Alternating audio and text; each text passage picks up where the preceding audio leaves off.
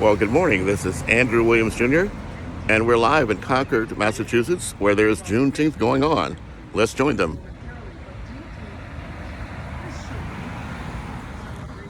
If I can find a way to change this back around. If not, I'll have to do it this way.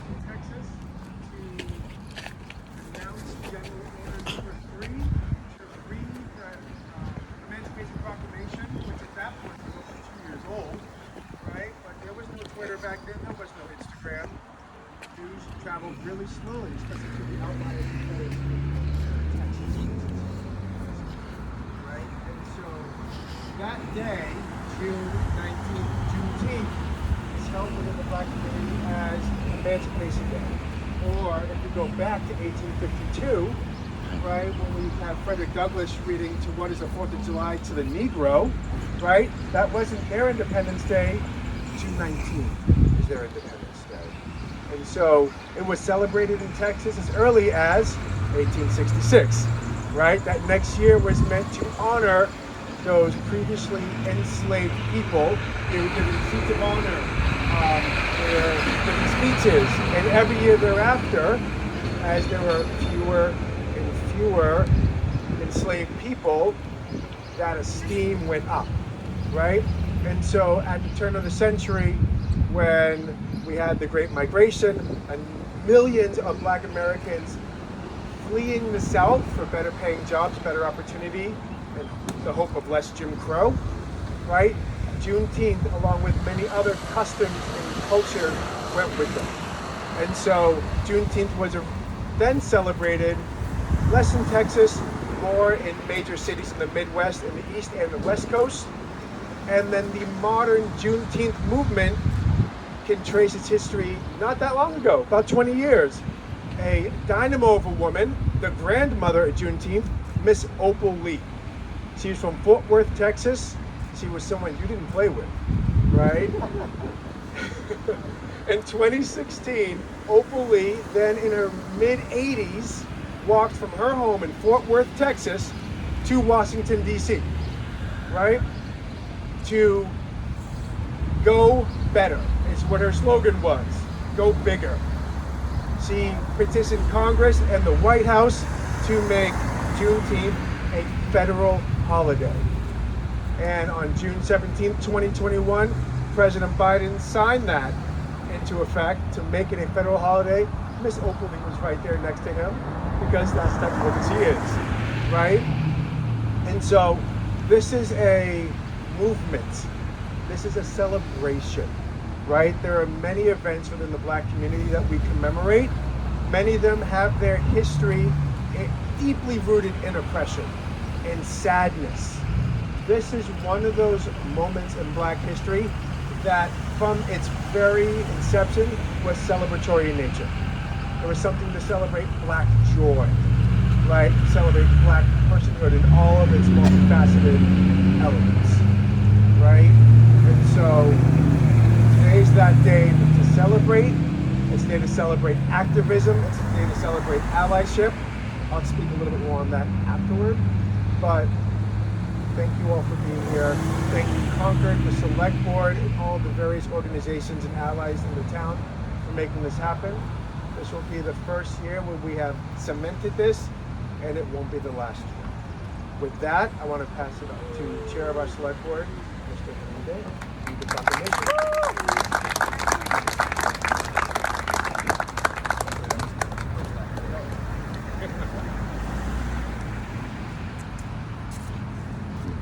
I hope this works. I don't have a teacher voice.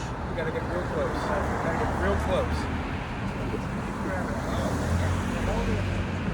It's open. Oh, I know. I need to finish.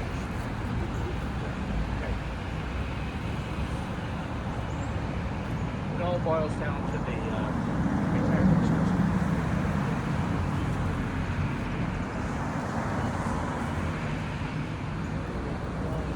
So, Dr. Monroe has. Am I good now? Yes. Dr. Monroe Thank has you. given us the history from outside the town of Concord.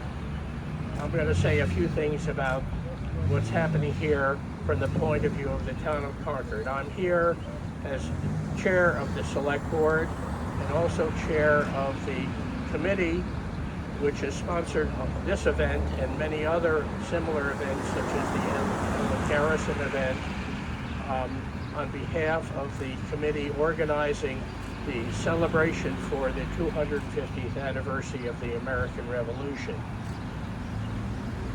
This event today is historic not just because of the Juneteenth recognition of Juneteenth as a federal and state holiday. It's also historic as recognition of this holiday by the town of Concord, which played an important part in the history of freedom of this country. This today is the first time that any flag other than the American flag has flown from this flagpole, and it is a special recognition of the importance of what this flag, the Juneteenth flag, represents to us, our town, and the country and the world. The select board adopted a resolution on June 5th in honor of this occasion, which I will then present to you in a slightly edited format for the convenience of presentation to this group. And I'm delighted to see so many of you here today. For the first time this year, the town of Concord is honoring the Juneteenth holiday. This town-supported celebration is a formal recognition of the dignity and importance of the national holiday, which commemorates the order issued in Texas on June 19, 1865, proclaiming freedom for the last enslaved African Americans. In so doing, we honor all those who struggled during the War of the Rebellion to end the stain of enslavement in our nation, including African American and Concord native son Private George Washington Dugan, who served in the all-black 54th Massachusetts Volunteer Infantry Regiment and gave his life along with the lives of the entire regiment at the Battle of Fort Wagner in 1863. Wagner and the 54th helped inspire the enlistment of more than 180,000 black soldiers, a boost in morale and manpower that President Lincoln recognized as essential to the victory of the United States and the destruction of enslavement throughout the nation. The town of Concord recognizes its connection with Juneteenth and the contributions of its African American residents, who each in their own way have contributed to our nation's ongoing struggle for freedom as patriots, soldiers, abolitionists, and civil rights advocates. These include, among many yet to be recognized, Brister Freeman, Caesar Robbins, and the Robbins, Garrison, Hutchinson, and Dugan families. Juneteenth, National Independence Day, commemorates the Day of Freedom for African Americans and acknowledges the resilience and determination of African Americans and honors the many who have paved the road to freedom for all. The emancipation of enslaved black Americans was only the beginning of the nation's work to deliver on the promise of equality. On Juneteenth, we commit our shared work to ensure racial justice, equity, and equality in America. We commemorate the centuries of struggle and progress led by abolitionists, educators, civil rights advocates, and everyday Americans who have brought our nation closer to fulfilling this promise. Therefore, we have proclaimed June 19th, 2023 as Juneteenth in Concord, and invite the members of our community to join us in the events that celebrate and honor our history as we celebrate Juneteenth, National Independence Day 2023. Thank you. Thank you.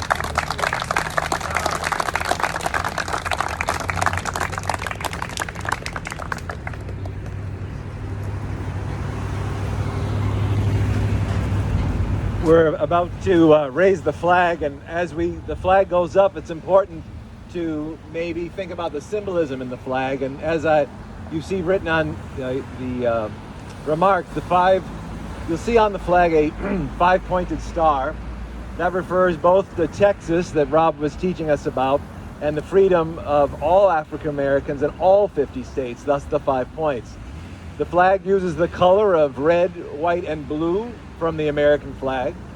Running through the center of the flag, you will see horizontally red. That symbolizes the blood that was shed by the African Americans who were enslaved and suffered under the stain of enslavement in the United States. The red, white, and blue colors were meant to convey the message that all enslaved people and all their descendants are Americans whose lives and labors help build our nation.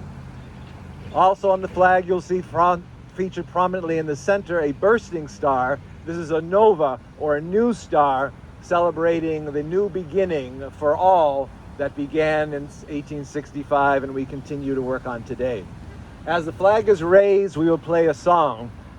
The song is known as Lift Every Voice and Sing.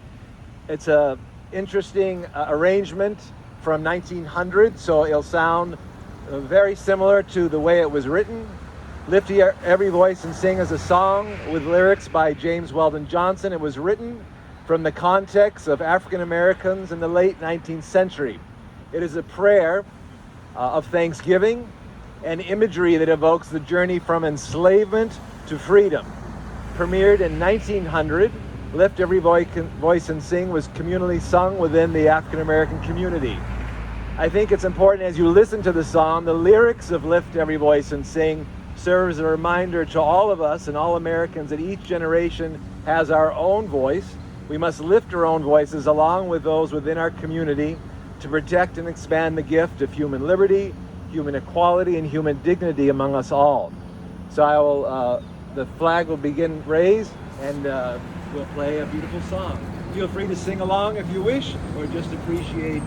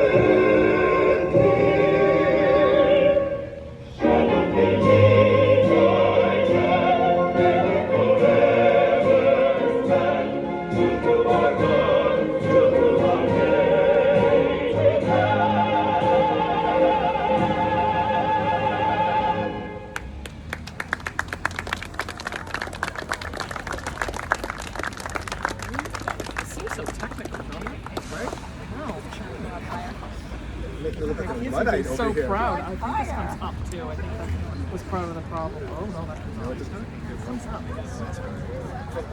Yeah. Okay.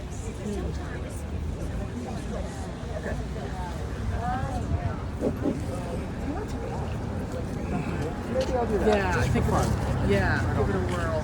Thank you. All right, thank you all for doing that. I want to revisit something I said a little bit earlier around how this day is really it's an Independence Day for Black people. So one of the things that newly independent people do is create a national anthem.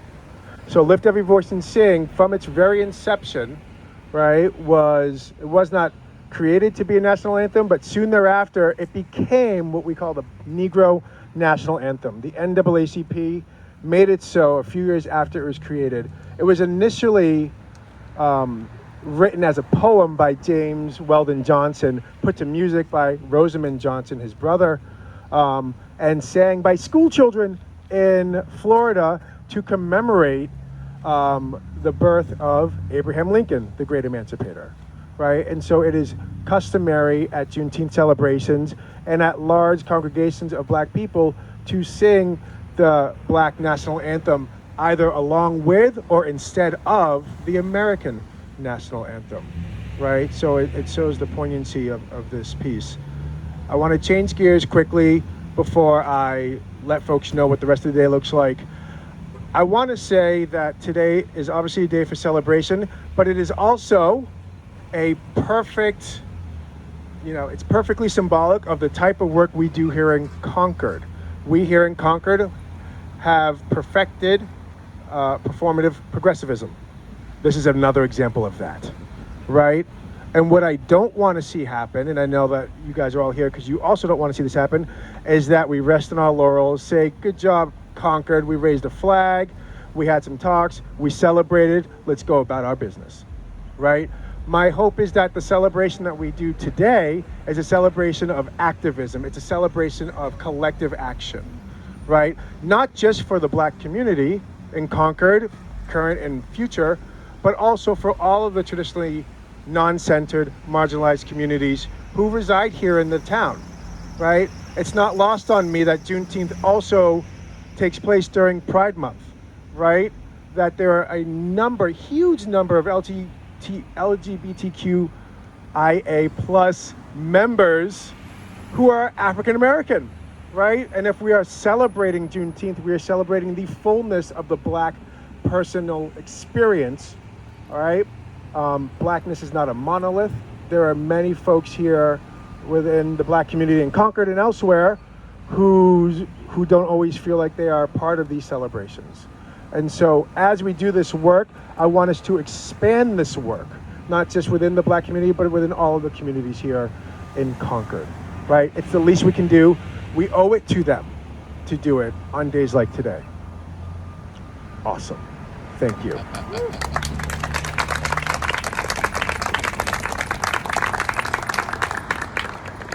I also want to give a shout out to the many people and organizations who have made today possible.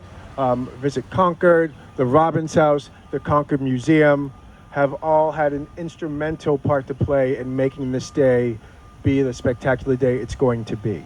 And so after this ceremony at 10 o'clock, the Concord Museum will have a family program, which is going to be amazing. Visit Concord the Concord Visitor Center will have African Americans of Concord walking tour, also at 10 o'clock. The Robbins House will be open starting at 11 o'clock.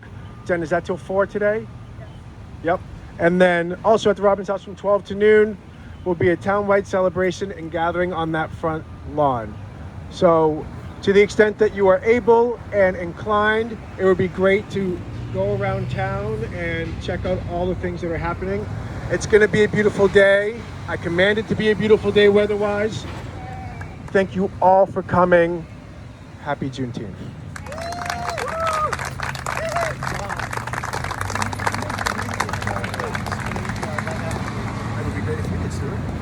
Calvin. Just to say, for those interested, we'll be at John Jack's gravestone just over the Cemetery Hill for those who wish to join us. I have a quick announcement, if I may. So the people wants to take a picture. Oh, we want to take a picture? Yeah, Henry. Doctor wants Henry, you, and fireman. That's fine. You wanted a quick announcement? A quick announcement, everyone. Quick announcement. We have a visitor here all the way from Virginia because of this important day in Concord. His name is Calvin Pearson with Project1619.org. It's in Virginia on August 25th that the first enslaved Africans arrived. Not Jamestown, but Hampton, Virginia. So Project1619.org is here to celebrate with Concord the fact that we're connected together, not just our cities, but our states and ourselves in the United States. So Calvin Pearson.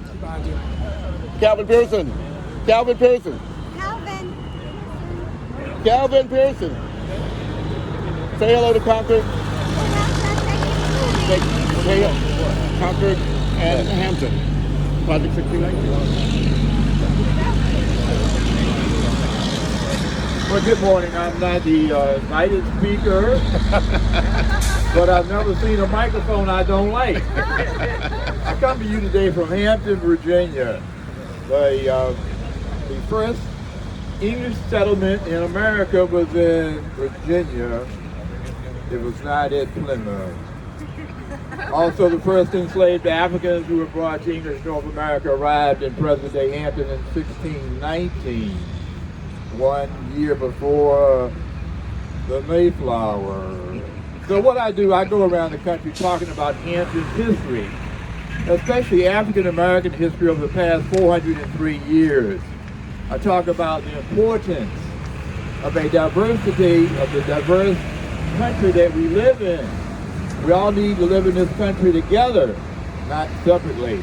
This should be the United States of America and not the divided states of America. So I founded Project 1619 Incorporated, where I tell the true story of the first enslaved Africans and all that they have gone through for the past 403 years. I'm also the chairman of the National Juneteenth Observance Foundation Legacy on the Enslavement. I go around the country also talking about how slavery has impacted this country, how it began, and again, what has transpired over the past 400 years? What legal documents have hindered the African American race? We know that slavery was legal. And I tell people, don't feel guilty. Don't feel ashamed about your ancestors and what happened 200, 300, 400 years ago. You had nothing to do with that. You can't apologize for something that you didn't do. I tell people, when you listen to us speak, we want you to leave here with empathy, not sympathy, empathy. We want you to understand what this country has done to brown and black people. And if we can do that, we can move forward.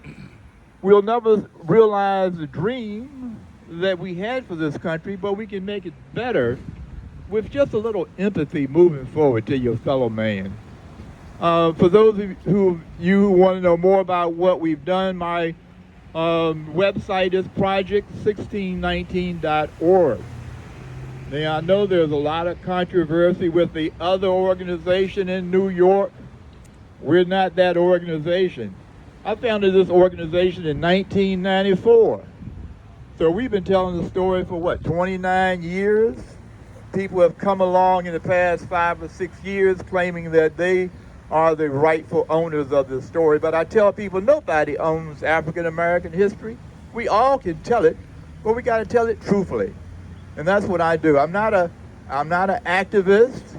I'm a historian. And historians, we tell the truth. We have no agenda. So again, Concord, I've been here for like 4 days now. It's a wonderful city. It's a hidden jewel. I tell people, you got to come to Concord. You got to come to Concord. Thank you. I have a close.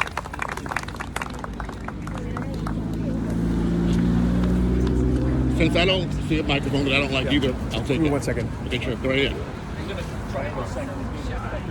Hello. Did you want white guys?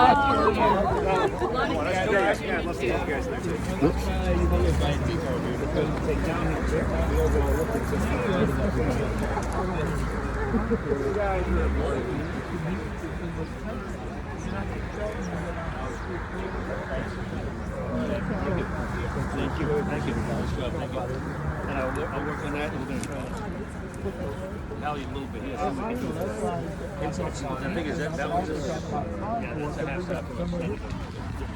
I'm wondering if we should do acknowledgements all together now. Yes, yes, Instead and of yes. just doing the indigenous land acknowledgement. It's got to be one big. Well, acknowledgement is the key. Apology is not. Acknowledgement, gratitude, Yeah, we don't need an apology. future. We just want acknowledgement of what happened. So a lot of people talk about we want to don't apologize to me. Your ancestors are the ones who did it. But I keep going back to the fact that what your ancestors did was legal. Slavery was legal. So how can you fault somebody for following the Constitution and following the laws of that time? Yeah. There were even black people in this country owned slaves. And the history that I'll probably tell later on today is that people don't know that in Virginia between 1619 and 1661, 42 years, black people, Africans, gained freedom. And people don't know that. When we talk about Virginia, the first generation and second generation and third generation of free black people in this country was in Virginia. Our people were not enslaved until 1661. So I can tell you about all the free families of Virginia who bought plantations and got married and started their free families. A lot of information people just don't know. So that's why I travel around the country and tell people that all people know is about Roots and Alex Haley and antebellum slavery, where you were brought to this country with no name and you were held in slavery for life. That's not the true story.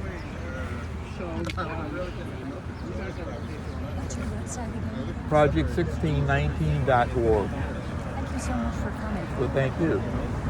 What are your plans for the day? Are you gonna They got me go up to the? No, they got me speaking at the Robbins House. They At got 12, me, he'll be there at the Robbins House I'll at be up 12. there they got at me 12. speaking And then at 7 o'clock tonight at the Wheelhouse. the He'll be having a panel I spoke at the Wheelhouse. Where's Tonight at 7. I don't know where that Wheelhouse. is. 33 Bradford Street. Here in Concord. Here in Concord, yeah. It's easy to Google Wheelhouse. Yeah. Yeah, people have a lot of meetings here, so we're going to take advantage of that as well. Yeah. Thank you. I'm Meg. Hi. Meg, Andrew Williams Jr. Hi, Hi there. Andrew. And I'm Jen. Hi, Jen. Pleased to meet you. Pleased to meet you. Came together. Well, actually, I've invited him as I'm a new trustee of the Center for American Studies at Concord. And so I invited Calvin here for today. Oh. And Stuart Sinclair-Weeks, that gentleman over there, is a native Concordian that actually invited me here back on April 19th. In the plaid shirt. Yeah. And he's going up to Stuart. Oh, he's going to the gravesite. He's going to the gravesite. Yeah. Over in John Tech. Hill, Yeah. here. Yeah, we have a full day of scheduled activities all day today. You're the new, say it again. It's a trustee. There are hundreds Here of in town. yeah, trustee of the Center for American Studies at Concord, and that's based here in Concord. But we have trustees all over. I'm just one of the most recent ones. It's 45 years old. Yeah, So yeah. I'm coming in just recently now, but I would like to become a Concordian. So this is more than just a visit. This is putting my footprint down, so to speak. And where do you live Well, elsewhere? I have lived in Los Angeles briefly for 43 years, but I'm from Macon, Georgia. Is my original home, and I was born on the sacred grounds there of the Upbulgy Mounds, which was the Muskogee Creek Indians. So I have Creek Indians, Native American, Irish. I'm American. I'm American. My son lives in LA now. And Yeah. It's pretty great. Well, yeah. I love never it. knew it till recently. It's kind of a fun place. There's a lot to do. There is. I found more to do in walking around Concord than I found in Los Angeles in 8 million people here. This is a very powerful place It's a very small location with a lot of powerful people in their history. Yeah, it feels like a real Texas. Yeah, it is. The center of the center of the center. I agree with that. Yeah. Here, in ways that are, since I've lived here, like, I don't know, just